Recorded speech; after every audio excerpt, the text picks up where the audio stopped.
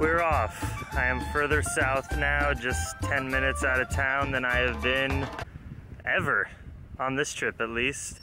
And it feels good. It was obviously emotional to leave, didn't even want to take out the camera, just all love, all heart. No words could explain the relationship that Trino and I have built, all that I've learned about permaculture, living off the land, living with very little resources, veterinary care, animals. I mean, so many things, and just friendship, most important. Maggie just ran the first few miles and it's hot. She's already ready to rest and she's loving the trailer. Hasn't been in the trailer in 2.5 months and she jumped right in. She's stoked and I feel good. I feel light. I feel free. I feel ready to continue into the unknown, and we're headed to Kamloops today or beyond. Who knows? It's all free. It's all open. Oh, good old Colonet, thanks for the mangoes, improving my Spanish mucho, and teaching me how to manage the fleas, parasites, and all the other critters occupying Maggie's body. But we're healthy now. Good morning, buenos dias. We woke up today at an orphanage that I found yesterday. We got into Vincent Guerrero, a much bigger town than Colonet, but same vibes, kind of just the one main highway, but there were a few stoplights. And I found one dude who was on a bike who took me to a bike shop. The bike shop dude then sent me over to this orphanage to try to stay at. So I ride over to this orphanage, meet some people. They were so nice, and I asked to just camp yesterday on the grass, obviously. And they gave me a room instead to sleep in. So incredible. We had an amazing night. I'm gonna get a little tour of the place this morning. But I was texting Trino last night, and I'm not kidding, guys. I randomly stumbled upon this place, and Trino actually lived in this orphanage when he was 14 years old, when his mom died and his dad couldn't take care of him for a year. And I happened to stumble down this random road in this random town 30 miles from Colonet, where Trino spent a year. That energy is insane. This place had a dozen charismatic Christian volunteers from the US who come down for weeks or months to serve the children here, teaching, building structures, and cooking. This is just a home for needy children in Mexico. A woman prayed for me and my safety on the road. This happens often, actually, in all different kinds of countries. I'm pretty blessed. The kids loved Maggie. I mean, who doesn't?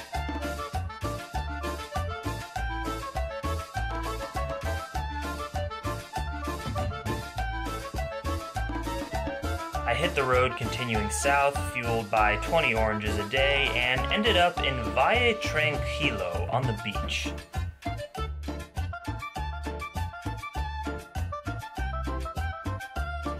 Woke up at 5:45 in the morning in my beautiful personal house. That was great last night, wasn't it, Mags? Here's the best part.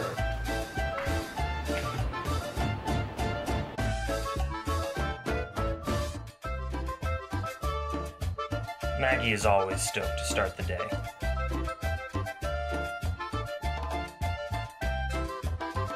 The further south I went, the more remote the land became, which is a cyclist dream.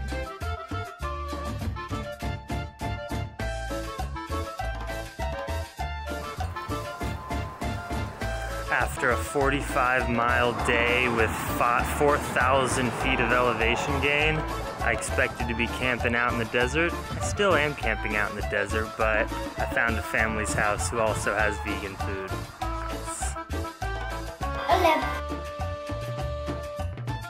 The sunsets in Baja are unreal. Also, the desert is known for its lack of moisture, extreme hot temperatures in the day, and frigid temperatures at night. A lot of mountains today, riding into the town of Catavina through the forests of cacti. After a few days of solitude, I was ready to party and learn how to dance like a Mexicano. Greetings, my friends. After, I think it's 4 days I've been on the bike since leaving the farm in Colonet. I have slept in abandoned buildings, in an orphanage, out in the stars last night, and tonight I'm sleeping in a cafe with some people that I met in this town of Catavina, which is an amazing, interesting, artsy, very small little village out here in the middle of the desert. I haven't hit this remote of land since Canada many months ago. I just biked the last few days where I would have 1 or maybe 0 opportunities to buy any water or food. I carried everything I needed with me for about 36 hours at a time. I rolled in today after a really tough 50 miles of mountainous, really burning hot riding. So Maggie's in the trailer most of the time so she doesn't overheat. I let her out for like 30 minutes at a time, but it was tough. And I got into this town and I'm scoping out where I'm gonna sleep. I meet these people and it happens to be a Saturday, and one of the like 20 families in town is having a marriage, which is a huge deal, and they have brought me. We are at a Mexican wedding.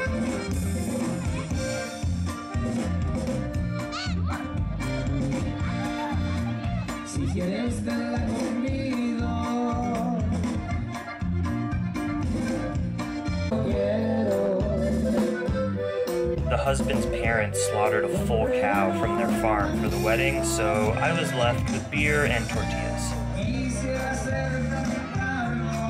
Trying to find a muchacha to dance with. Tried with one, but it's tough. In small towns, everyone has boyfriends, so I'm just drinking some cerveza. I had a Tecate, now a Bud. This is the first time having 2 beers in one night in about 6 years. Everyone was so nice, but very confused why a white dude with dirty clothes was there.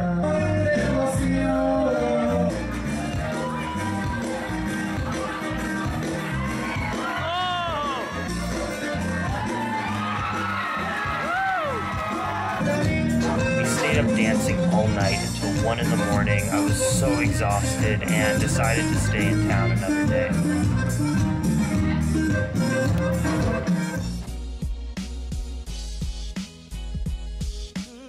Good choice, because I woke up sick with a pretty bad stomach ache, probably a combo of dehydration, mountainous riding, and beer. I hate feeling sick, but I prevailed and drank a lot of agua.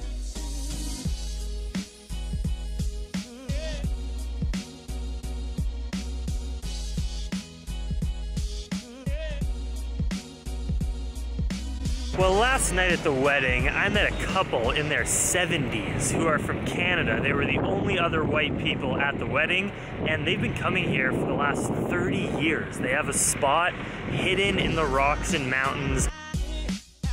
We drove an hour up a dirt road into the desert to their little oasis amongst the most incredible cactus forest.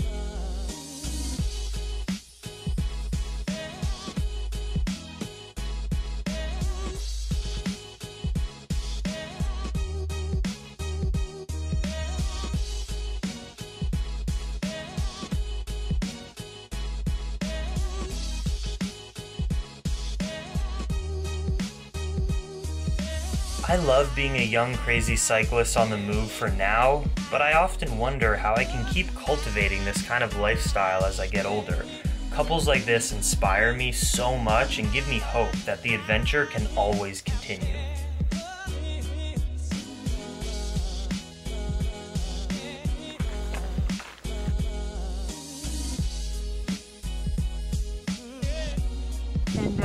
When they're dug out, they look like Brussels sprouts, like red Brussels sprouts. Catavina was a real gem of a town with some special souls. I highly recommend going, and they even have a new, very nice hotel built in town if camping's not your thing. Wow, it has been an epic 5 days. We in the desert, and tomorrow, La Maggie and I, wow, vlogging, eating pears, and crossing the street, muy malo. But tomorrow we continue south for a 3-day trek to Guerrero Negro, which is gonna be a sick city. It's at the state line of Baja North and Baja South, and it's a beach town. And I think there's a lot of like Americans that drive down to surf. At least that's what I've seen based on talking to Americans at gas stations and stuff. Much love, Dream Extreme.